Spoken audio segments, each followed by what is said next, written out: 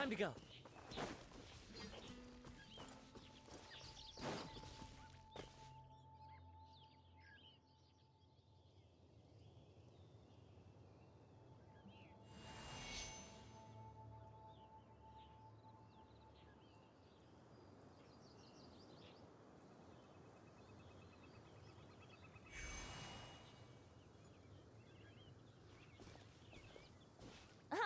Welcome back, old friend.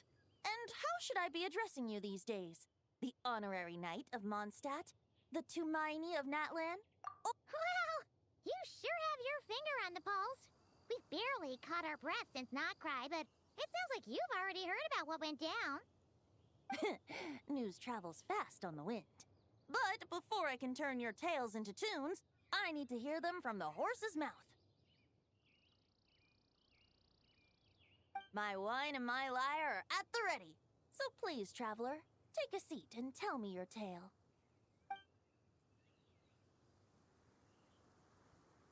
Amazing! Incredible! The Rapier of Solnari and the Doctor? Truly a tale for the ages! So, I'm guessing the Wild Hunt is a thing of the past now that you've defeated the Rapier of Solnari? Seems that way. We were kind of focused on dealing with the Doctor, though. Well, that's good to hear. Hey, now that the Northern Abyss calamity is finally resolved, Varka must be getting ready for the triumphant return of his expedition, right? I haven't seen him in the longest time. He must have so many stories to share. Hooray! Paimon was wondering about that, too. He did call you Barbados. But weren't you still fast asleep back when he was in Mondstadt? Let's call it half asleep. I was resting my eyes in the Thousand Winds Temple one day when I heard a commotion outside. It was a young knight who had journeyed there in search of trials and oracles after hearing some tall tales at the local tavern. In fact, all that awaited him were moss-covered walls and an angry ruin guard. But he seemed completely unfazed, laughing heartily as he sent the ruin guard's missiles flying off into the horizons. Huh! They must have been making quite a racket if it was enough to wake up the tone-deaf bard. Yeah, it sounded kinda like...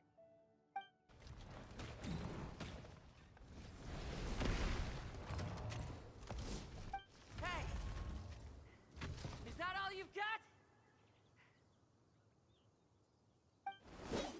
Oh, bring it on! like that.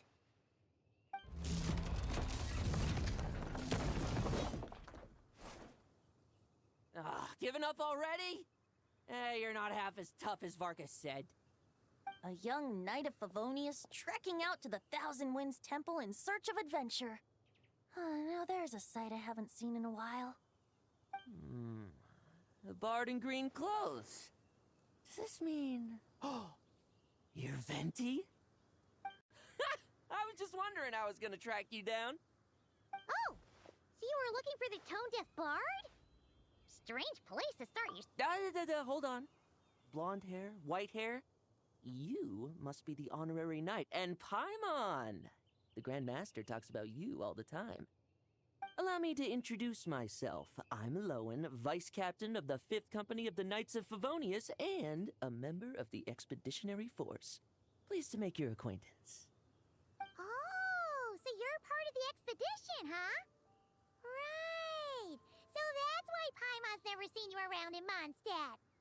Hey, wait a second. We never saw you in Notcry either. That's probably because when the Wild Hunt was still running rampant, I spent most of my time out on my own, making mincemeat out of monsters. I barely went back to base at all. Then, once the Wild Hunt calmed down, I got sent back to Mondstadt. Mixed blessing, if you ask me. Sounds like I missed out on some serious action. No wonder we never saw you while we were dealing with the Doctor. So, why did Varka send you back? Deliver some letters. There's one for the Knights of Favonius, one for the church, another for the Dawn Winery, at least 10 of them in total. Jeez, how many people people has he sent to deliver his mail now? Mika, Inefa, Lolan. He should just hire a full-time mailman already. In fact, he's earned himself a new nickname. Let's go with... Sir Writes-A-Lot! I'll have you know that poetry and letters were humanity's earliest means of expressing their thoughts. So, tone deaf or not, I wear the title of Bard with pride. And I consider Sir Writes-A-Lot to be quite a compliment. Wait, really? Darn it! Maybe Paimon should come up with some harder-hitting nicknames for these two. Anyway, since this young man has come all the way to the Thousand Winds Temple looking for me, I assume he must have a letter for me too. Am I right? You sure are, to use the Grand Master's own words. This one is for the bard in green clothes. These days, I think he goes by Venti. Doesn't really have an address as such. You could start by asking around in Mondstadt, or maybe try your luck. I figured that since there was this punching bag here, oh, sorry, Ruin Guard, I could get some practice. That Varka is so slapdash sometimes. It's a good thing we have... Oh, he also said to remind you to write back. Nothing in particular. Just some idle chatter between two drinking Varka gave you a whole bunch of letters to deliver, right? Maybe you can head into Mondstadt and deliver the rest of them first? My thoughts exactly. Assuming I can find the way. Hopefully the roads haven't changed. Well, why don't we have Mondstadt's honorary knight escort this homeward-bound wanderer to the city? I'm sure some of the recipients of... Let's go! It's been a while since Paimon's done any guide work. Thank you so much, Honorary Knight. And...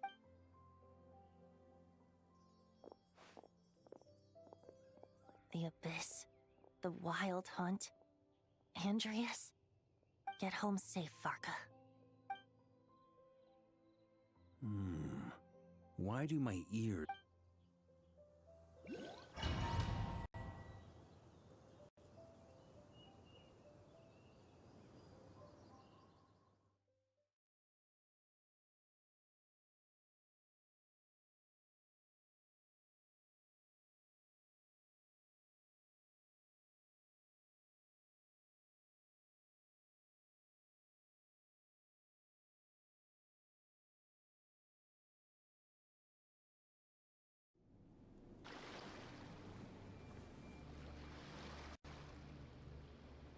Surely there's no way anyone found the secret stash of cash in my office. That would be terrible. Grandmaster, bad time to get distracted. Watch out! Enemies approaching! Huh? Oh, it's just a few stragglers. They're no real threat to us. This expedition is almost over. We just need to deal with these final few targets, and then... we will make our triumphant return!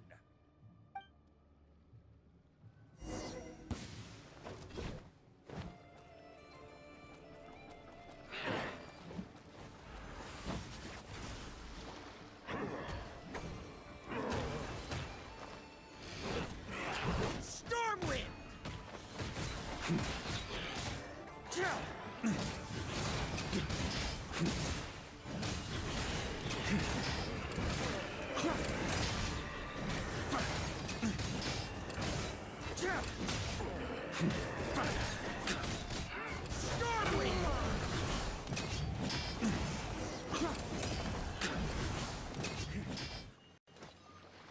Without the Rapier of Sonari to direct them, it seems like all that's left is their primal urge to destroy. If this is all that the Wild Hunt can muster now, surely the Lightkeepers of Nodcry will be able to deal with what's left. Just like I thought. What we should be wary of now is... Grandmaster, based on Lightkeeper intel and our own reconnaissance, one of the suspected targets should be just up ahead. Good. You know the drill. Stay here and stand guard. Leave the rest to me. Yes, Grandmaster!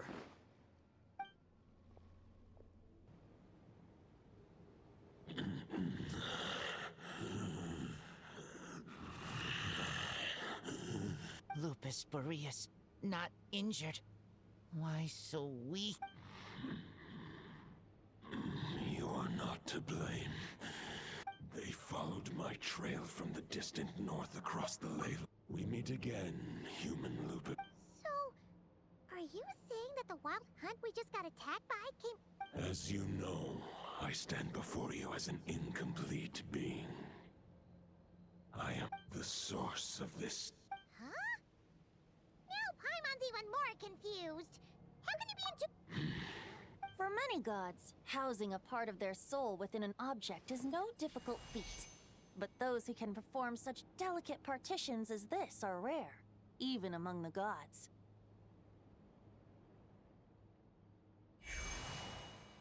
The Wolf King, Andrius, was particularly adept in this art. Huh? The bard's back? Tone Bard? What are you doing? Maybe the god of Animo guided me here.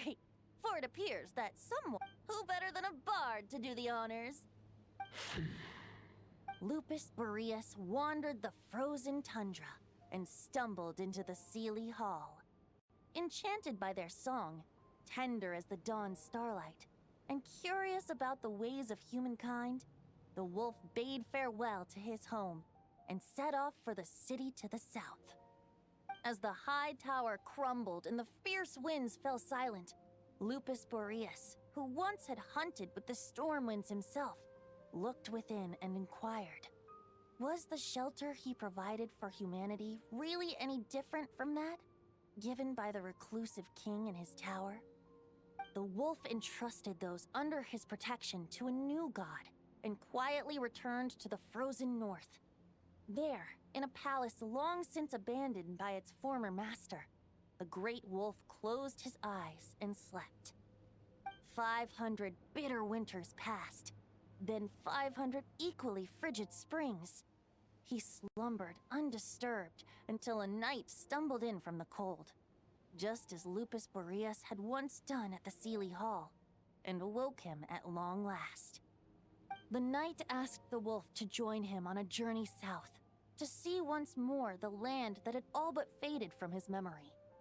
The gentle wolf, unwilling to refuse the human's earnest plea, split his soul into two halves and left his home once more. Seeing how the ice and snow had given way to verdant plains, hearing the laughter and song that now filled the once somber city, the aging Lupus Boreas turned to his friend, the god of Animo, and remarked,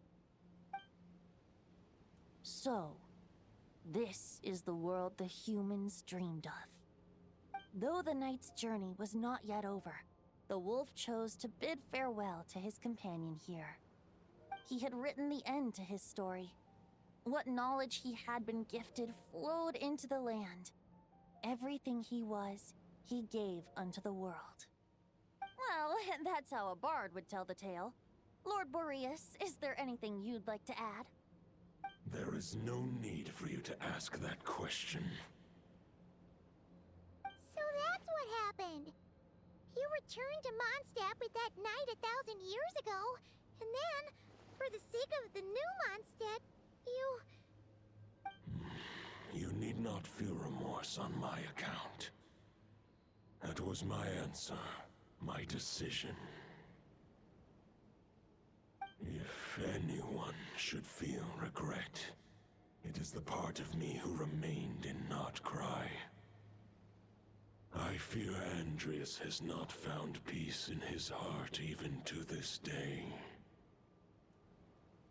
That is surely why those vile aberrations... But we followed Boreas. Andrius should... And there's more. Oh, the White Knight who became the Bloods... I remember him as just a man. It was the ancient kingdom of Conria. If you want to get to the bottom of this, I'm afraid you'll have to make another trip. As luck would have it, another old friend of ours just so happens to be free right now.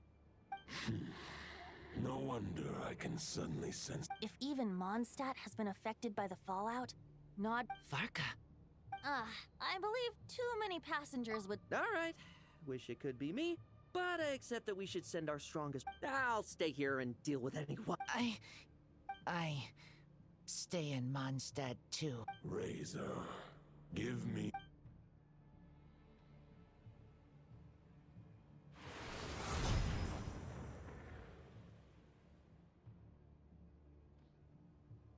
golden-haired traveler. Give this token to... It is a wolf spirit. The Dominator of Wolves once bestowed the power of his soul upon his pack. Strength. But human hearts and flesh cannot bear the soul of a wolf directly.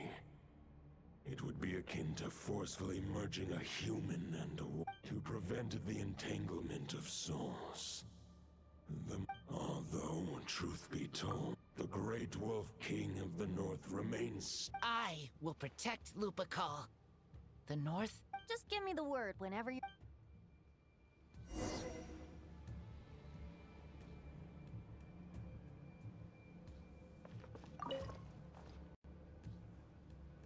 Any questions before you set off? Better ask. The root of this turmoil lies with the remnant soul that Andreas, Dominator of Wolves and God of the North Wind, left in Nodcry. He once left Nodcry and braved the blizzards to confront the God of Storms and claim the right to rule. Yet even as the tower fell, he chose to abandon his claim. Instead, he returned to the north and slumbered for 1,000 years, before finally journeying back, under the name of Boreas, with the first knight of Boreas to witness the new face of Mondstadt. When the wolf spirit could no longer maintain his physical form, Boreas chose to pour his power into the ley lines. With that, he became the North. Any questions before you set off? Better ask now. You'll probably have to hit the ground running when you get to Nodcry.